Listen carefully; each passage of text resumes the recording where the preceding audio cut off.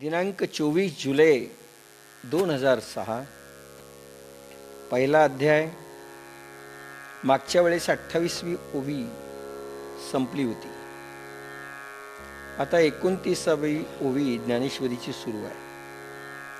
ना तरी सर्व सुखांची आदी जे प्रमेय महानिधी, नाना रस सुदाब्दी परिपूर्ण हे.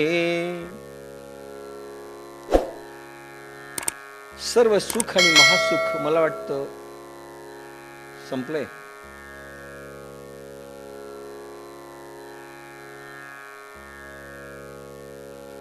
सुदामाचं उदाहरण चाललेलं होतं. मागच्या वेळेस असं म्हणतात की लौकिक अर्थाचं सुख सुदामाला केव्हाही मिळालेलं नाही.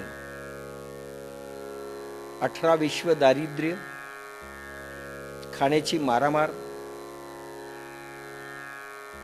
जे मिळालं ते खायचं ते पुरेसं नव्हतं, मुलं जास्त, पण भगवंताला केव्हाही मागितलं नाही.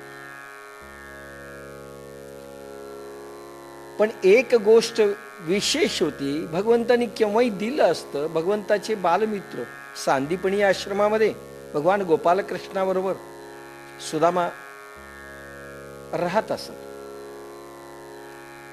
पण एक गोष्ट जीवनात त्यांच्या अशी घडली होती. लहानपणी असताना गुरुमाता हिने काही हरभरे दिले होते, चणे खाण्याकरता मुलांना, आणि लाकडं आणायला पाठवले, जळताना करता लाकडं.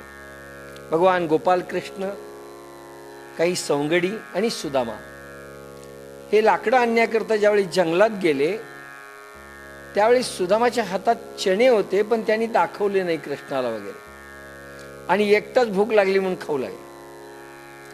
भगवान गोपाल कृष्ण लाकडं तोडताना विचारतायत, सुदामा दात का वाजतात तुझे?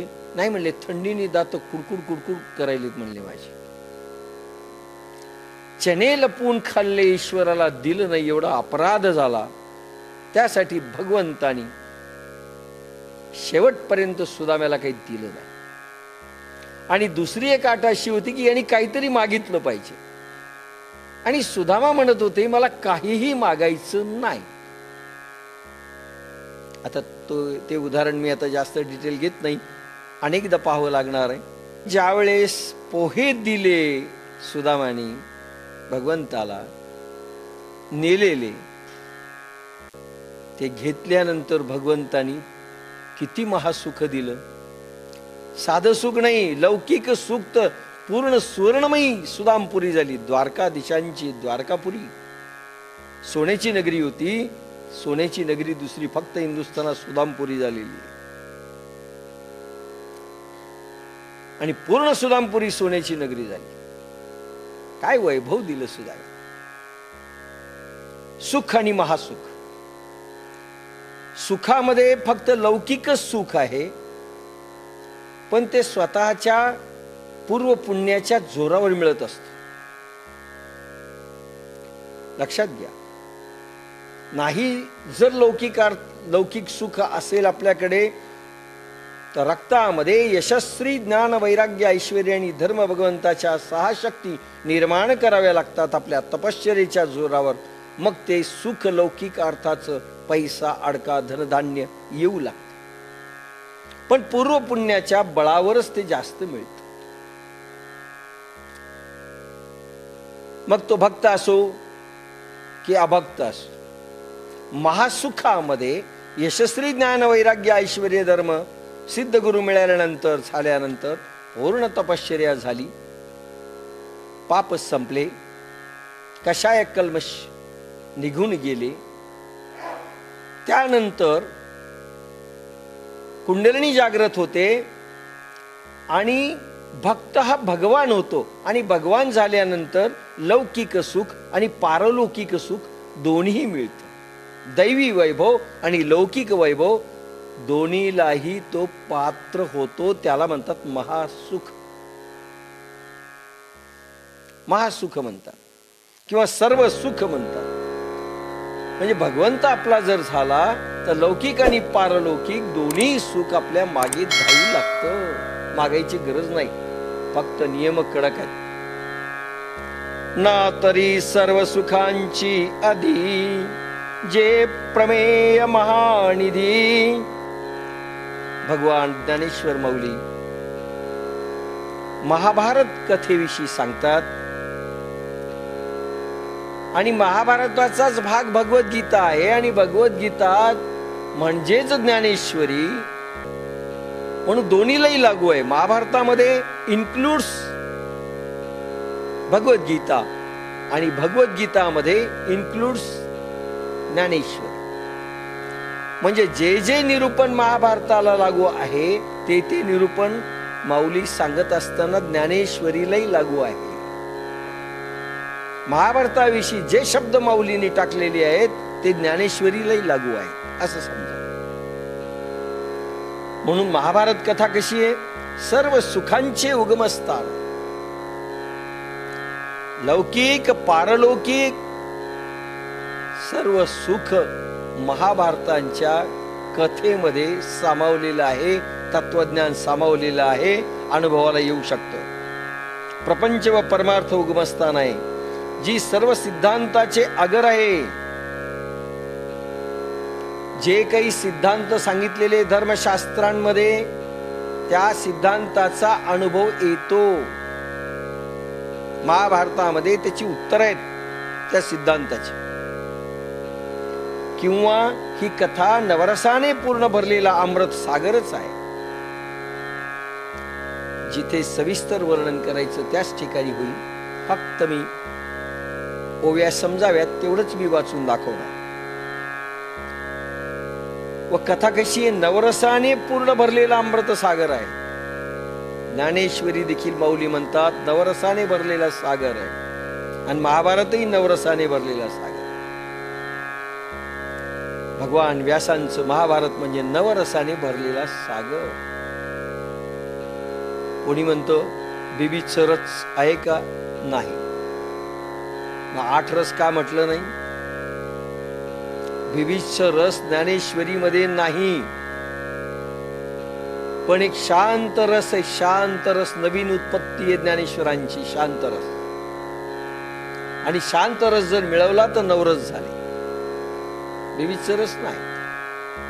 श्रृंगार आहे, सगळं काही आहे, पण बीबीचं रस नाही. म्हणून शांत रस. शांत रस धरला की नवरसाचं भांडार आहे. शब्द माऊलीनी देखील ज्ञानेश्वरीत टाकलेले नवरसांचं भांडार आहे असं ते नंतर एका ओवीमध्ये म्हणतात. नवरस आपलं तर बेरस असत. काही सांगा, बेरस, रसच नाही. आणि माऊली म्हणतात माझी शब्द संपदा नवरसांची असेल आणि भगवान व्यासांची देखील शब्द संपदा नवरसांची. अमृत सागर आहे. अमृत सागर म्हणजे नवरसामधून हे शब्द ऐकले की तुम्हाला अमरपणा प्राप्त होऊ शकतो असं महाभारतामध्ये सर्व गोष्टी आलेल्या आहेत. त्या रसांमधनं अमृत पाझरेल जे तुम्हाला अमर करेल.